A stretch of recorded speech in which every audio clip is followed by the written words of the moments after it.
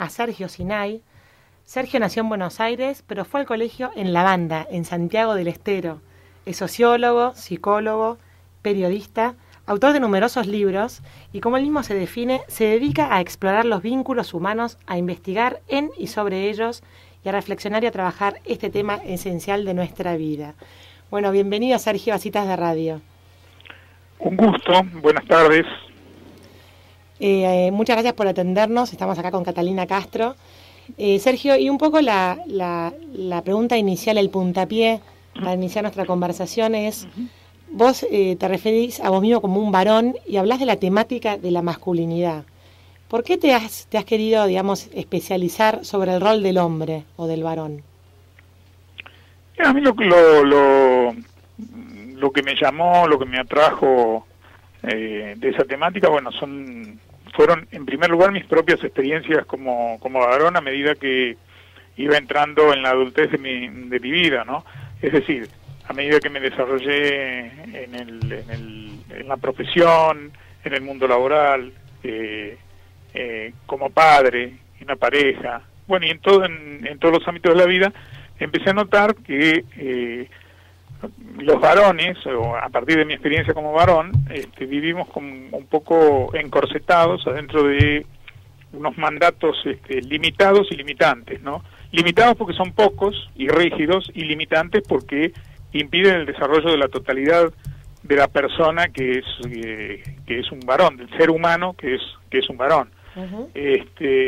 Mandatos que se podrían reducir y que yo creo que se siguen reduciendo, porque a veces se dice que esto ya cambió, que no es así. Yo creo que en la realidad de la vida y en los campos donde se dirimen los grandes temas que nos afectan a todos, sigue siendo así. Son mandatos que podríamos sintetizar en lo que yo llamo las 4P de la masculinidad o del estereotipo masculino tradicional. Hay que ser productor, ser proveedor, ser protector y ser potente, ¿no? Empieza por productor, digamos, porque el que no es productor no puede proveer. El que no provee no protege o no es visto como alguien protector. Uh-huh. Y quien no es productor y por lo tanto no provee y por lo tanto no protege, carece de potencia, digamos, ve derrumbarse su potencia. De alguna manera sobre estas 4 patas se ha construido el modelo masculino a lo largo de las generaciones y de los años, y para poder entrar en esta cajita, digamos, en esta cajita de las 4P, hay que dejar afuera cosas importantes que forman parte de todos los seres humanos, del mundo emocional. Uh-huh. Las emociones, digamos, las mujeres a su vez tienen su propia cajita, digamos, ¿no? O han tenido, porque los mandatos, también de mandatos bastante rígidos y estrechos, pero en la división, digamos, de roles y de territorios, lo emocional, lo intuitivo, lo receptivo, lo nutricio, la capacidad de cuidar, de nutrir, todo esto fue considerado femenino. Y además prohibido de alguna manera para los varones, porque bajo la idea de que lo emocional pareciera ser que debilita, distrae, aparta de los objetivos, de la lucha. Digamos, para el varón la vida es una lucha, y como es una lucha no se puede perder, porque en las luchas el que pierde muere. Uh-huh. Si la vida es una lucha, en los juegos el que pierde, en la lucha el que pierde muere. De hecho los varones ni siquiera digamos hemos podido conservar la habilidad de jugar. Nosotros luchamos, y hasta los juegos, y esto se ve en el fútbol, más que nada, sobre todo en nuestro país, donde el fútbol tiene la importancia que tiene, pero en casi todo en los juegos es a ganar o morir, porque no son juegos, son luchas. En los negocios, en el trabajo, es una lucha. digamos, no se puede quedar afuera, es a morir vale todo. Solamente hay ganadores, digamos, y solamente se puede ser ganador, pero en realidad no todos pueden ser ganadores, generalmente gana uno, por lo tanto la mayoría serían perdedores, y eso aterra, y nadie está dispuesto a ser perdedor, por lo cual hace mucho más encarnizada la competencia. En la política es igual, en casi todos los ámbitos de lo público, de lo social, de lo que afecta a la sociedad en su conjunto, es así, y esos son los ámbitos atribuidos al varón, digamos. En la división de territorios a la mujer le fue asignado lo doméstico, lo interno, lo íntimo, y al varón lo público, lo social, lo externo.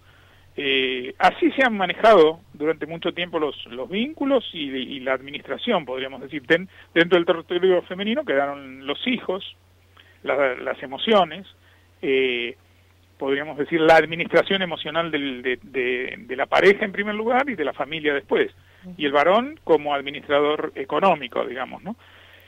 Si esto ha cambiado un poco en las formas, se ha maquillado de una manera distinta, ha habido cierto transvestismo en algún lugar, algunos pasajes de un lado al otro de la barrera, pero cuando uno mira cuáles son las reglas de juego o el paradigma así que impera en los negocios, en el deporte, en la política, podríamos decir en la sexualidad, para entrar en un terreno más íntimo, en la familia incluso, lo que vamos a advertir es que este modelo masculino sigue siendo dominante en los territorios públicos, externos y sociales, y sigue siendo de alguna manera hegemónico, y que si bien está permitida ahora la entrada de mujeres en todos estos terrenos, en general las mujeres que avanzan, y primero que no avanzan nunca hasta el nivel del varón,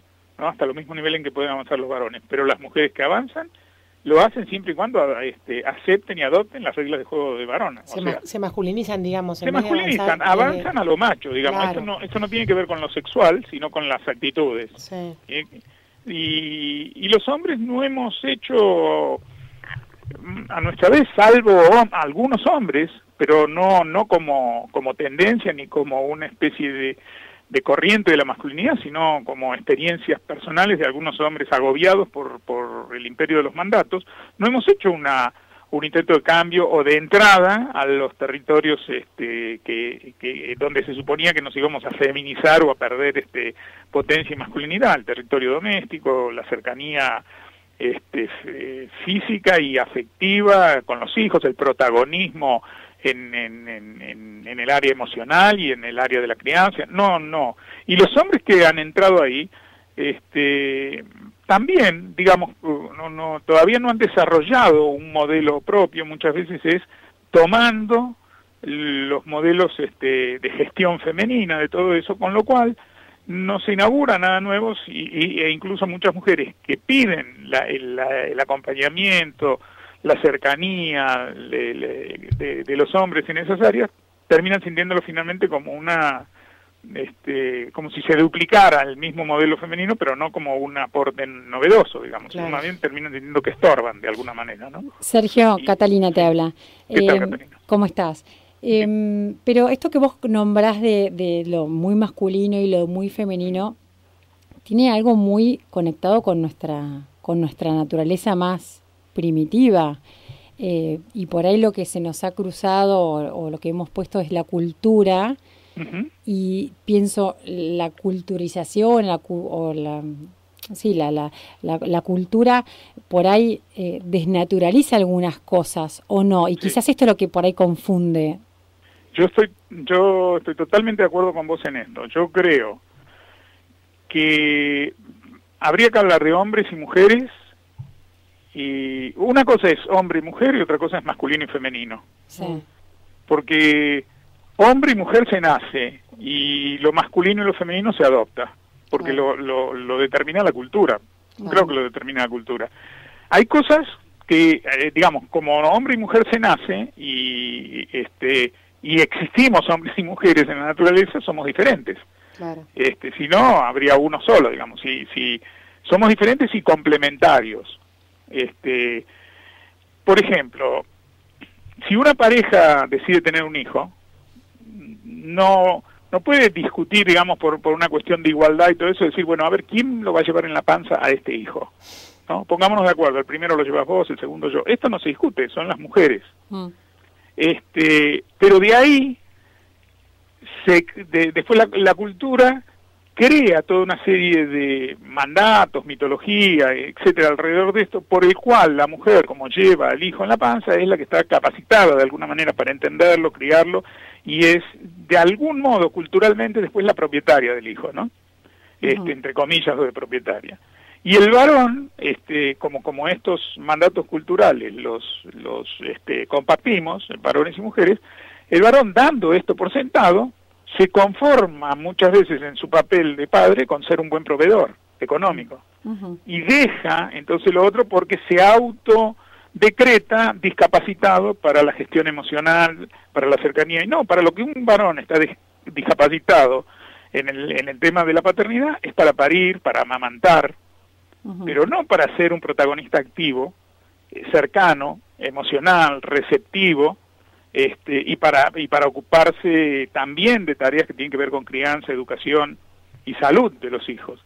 Y todo lo que la cultura nos ha ido dictando como femenino y masculino no nos ha ayudado a encontrarnos, sino más bien a enfrentarnos. Claro. Si miramos bien, los varones y las mujeres no nos encontramos entre nosotros cómodamente. Es como que siempre algo hace ruido, y lo que hace ruido tiene que ver con la cultura, y desde la cultura nos descalificamos mutuamente, ¿no?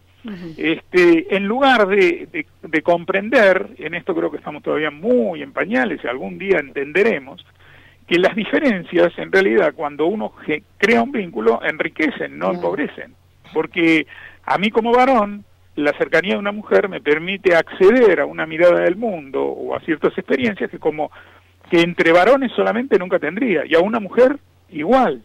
Y esto se traslada luego a todas las vivencias que podemos atravesar juntos, desde crear una familia, tener intimidad sexual, contemplar el mundo y generar proyectos. Pero no, cuando empezamos a movernos y a andar en todas estas cosas, empieza el tironeo.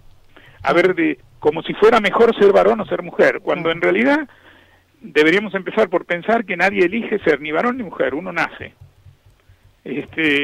Nace con un sexo, y así que no es ni mejor ni peor. Muchas de las cosas, sobre todo que los varones muchas veces nos adjudicamos como supremacía, no es mérito, porque no lo hemos elegido ni depende de nosotros. Claro. Y para lo único que sirve es para dividir. Yo creo que sí, que efectivamente. Ahora, la buena noticia de que lo cultural sea lo que hace tanto ruido es que lo cultural es modificable, lo natural no. ¿Sí? Bueno, ahí venía mi otra pregunta, Sergio, claro. Porque un poco cuando vos hablabas del rol del varón, y quizás con, digamos, la bandera del feminismo, la mujer sea de alguna manera no masculinizado, pero sí ha entrado en ámbitos que antes eran propios del varón, y se ha desprendido de sus cualidades femeninas para hacerlo, ¿no? Mi percepción personal es que veo un poco desdibujada la figura del varón en muchos ámbitos, sobre todo en el de la familia. Te cuento por qué. Hay un folleto que publicó el Ministerio de Salud de la Nación sobre educación sexual integral, y tiene abajo la frase que dice, para charlar en familia, y el dibujo de la tapa es una madre embarazada abrazando a un hijito. Y ni siquiera está dibujado el padre, ni cerca ni lejos, no hay padre. O sea, como si la familia fuera esta mujer que está embarazada, digamos, de alguien, ¿no? Que alguien puso la semilla y se fue, y tiene un hijo a cargo, además, o sea, que la mujer es como proveedora y además va a parir ese próximo hijo. Digo, si conceptualizamos la familia así, claramente el varón pareciera que no tiene lugar. Sí, es que es así. Vos fíjate, bueno, cuando se habla de estudios de género, por ejemplo, ahora mientras te escuchaba, me hizo figura esto. Cuando se habla de estudios de género, siempre son, parece de género, 3 puntos suspensivos, femenino. Sí. Los estudios de género nunca son estudios de los géneros, es estudio de lo femenino. Y la verdad que sí, que el varón está desdibujado, pero con anuencia propia, digamos, ¿no? Porque el varón ha encontrado su zona de confort en la vida, aunque sea una lucha, no deja de ser una zona de confort, porque ahí sí reconocido, digamos, que es lo externo, lo laboral, lo productivo. Y no ha hecho mucho, no, el varón, cuando digo el varón me refiero a los varones en su conjunto, e insisto en que hay varones que sí, pero esos van esas decisiones a partir de sus vivencias, ¿no? Pero porque las mujeres sí se han movido más colectivamente, pero los varones no, a decir, ¿qué pasa? No puedo vivir toda mi vida detrás de una medianera sin saber qué hay del otro lado, perdiéndome la mitad del mundo, la mitad de la vida y la mitad de una serie de experiencias que son enriquecedoras desde todo punto de vista y que me van a mejorar la vida, digamos, ¿no? Y a permitir construir un sentido en esta vida más trascendente. No, nos quedamos ahí convertidos en lo que hacemos muchas veces, porque de hecho un varón al final es lo que hace, digamos, ¿no? Entonces, él es médico, es futbolista, es esto, lo otro, hasta el día en que, porque la vida cambiamos y porque estamos condicionados y porque nos desgastamos, hasta el día en que no lo puede hacer, y cuando no lo puede hacer no es nada. Si no es lo que hace, no es. Y en realidad, todos los seres humanos primero somos y después hacemos. La cuestión es que en lo que hacemos esté lo que somos, y no que nos convirtamos nosotros en lo que hacemos, porque si no es muy poquito lo que somos. El día que no podemos hacer eso que hacemos, no somos nada. Sí. Y esto está muy pegado a la experiencia del varón. Vos hablabas antes del tema de la cultura, y escuchándote se me viene a la mente que la cultura e incluso la tecnología nos ha cosificado un poco a todos, porque o no hace falta varones para engendrar niños, porque vas a un banco y elegís, no sé, el proveedor, y mismo alquilás un bien. Entonces creo que en este aspecto de la cultura tampoco nos ha ayudado a encontrarnos, porque nos hemos cosificado en ese sentido. Absolutamente, no. Y no solamente, vos fíjate, no solamente eso, sino que yo creo que esto es una opinión personal, ¿no? Por supuesto que concebir un hijo de esa manera no es pensar en el hijo siquiera. No, totalmente, sí. Es atender sobre todo a, si se quiere, prioridades egoístas de alguna manera. Yo quiero tener un hijo, no me importa con quién. Sí. Pero la verdad un hijo es un fruto de un vínculo. Exacto. Un hijo no es...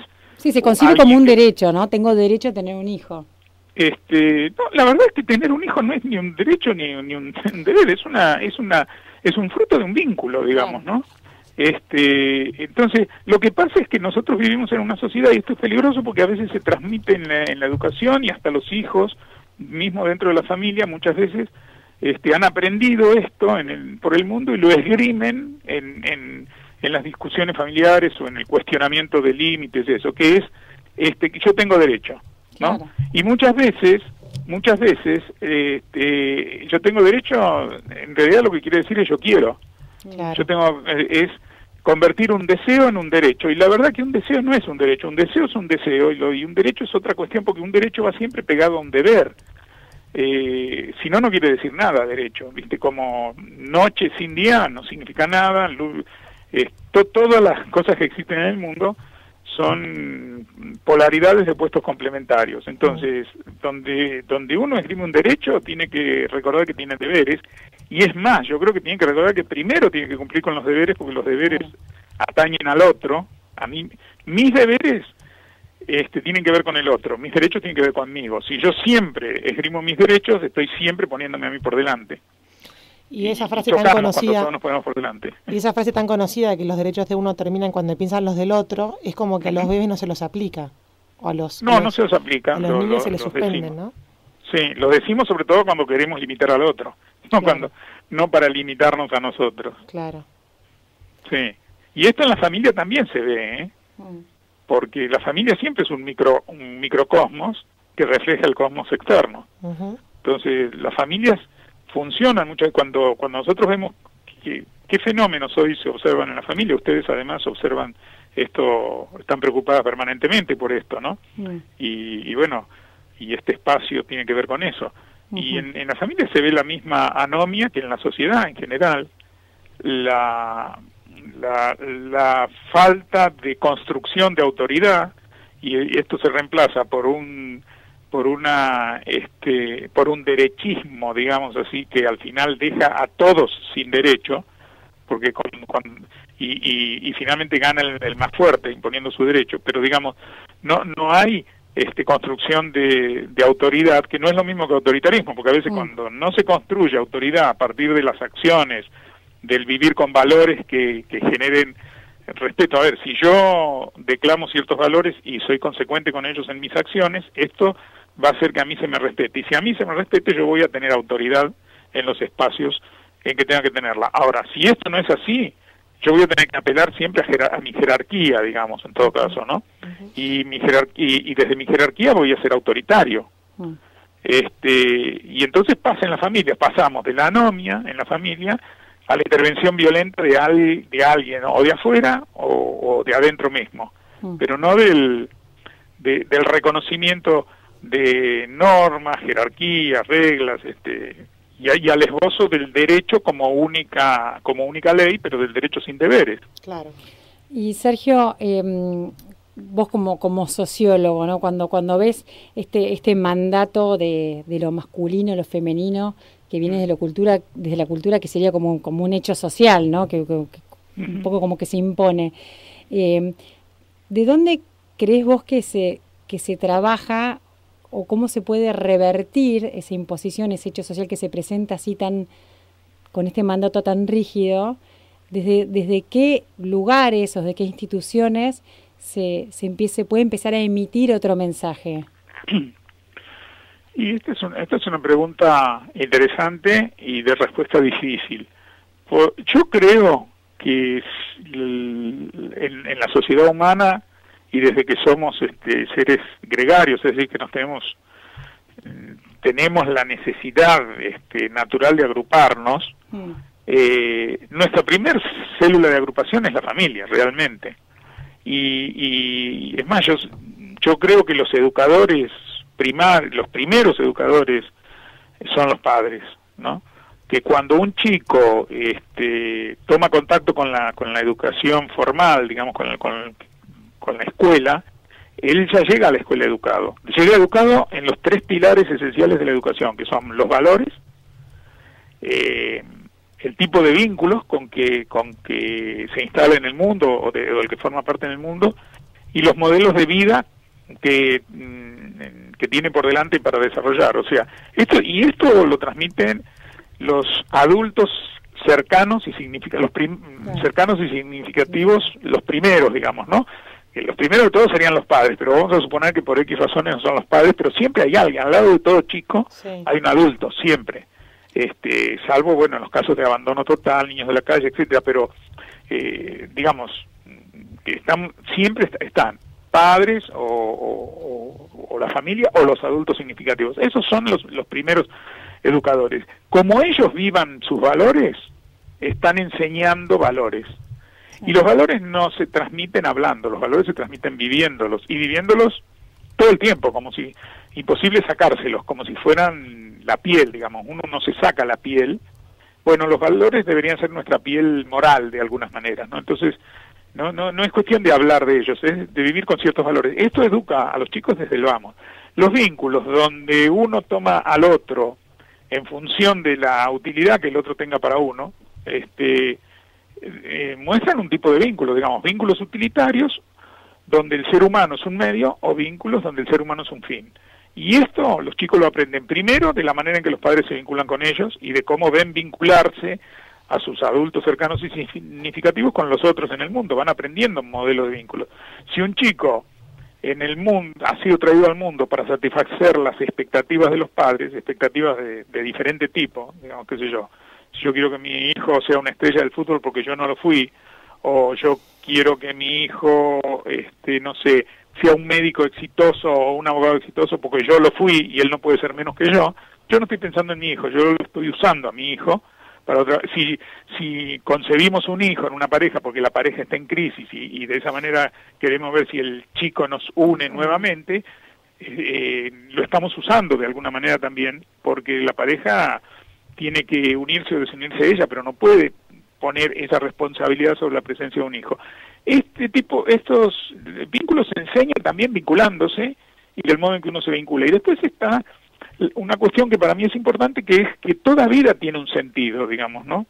y que el sentido de cada vida lo tiene que descubrir, encontrar el que la vive, y en la medida en que no lo hace, le puede ir muy bien en muchas cosas, puede ser exitoso, puede estar materialmente colmado de cosas o económicamente, pero si uno no sabe para qué vive o no vuelca en el mundo algo que lo mejore un poquito, que lo deje al mundo un poquito mejor de como uno lo encontró, esto se hace sentir en una especie de insatisfacción permanente, que a veces se trata de llenar con más de lo mismo, y otras veces no hay nada que lo llene. Entonces los chicos ven también cómo viven sus padres en este sentido, no tanto cuánto tienen, sino cómo se sienten respecto de la vida, respecto de lo que hacen, cómo se vinculan.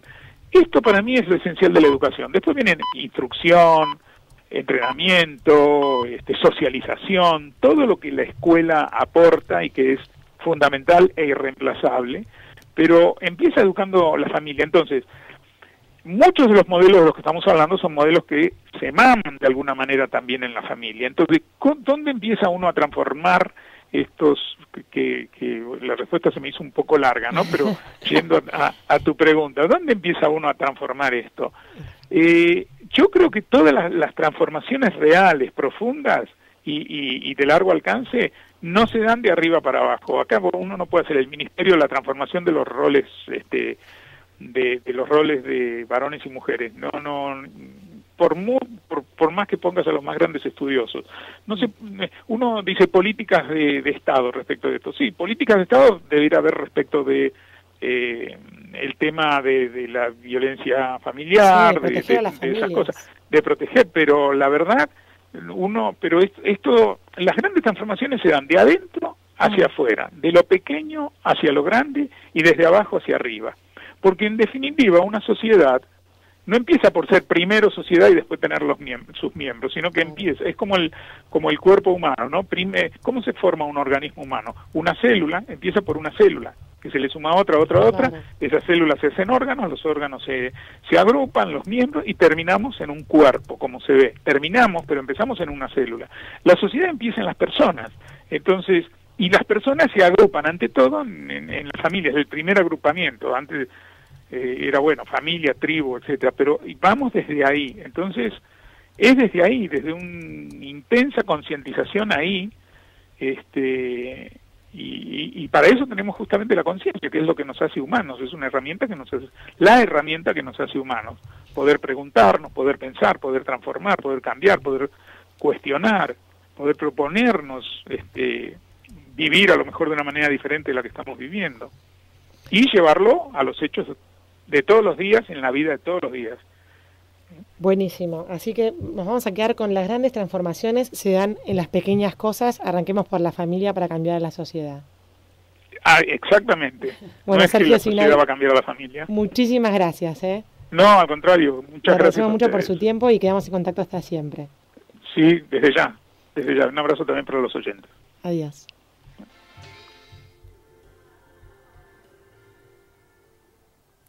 Estabas escuchando a Sergio Sinay hablar sobre el rol del varón en la sociedad de hoy. Un lujo.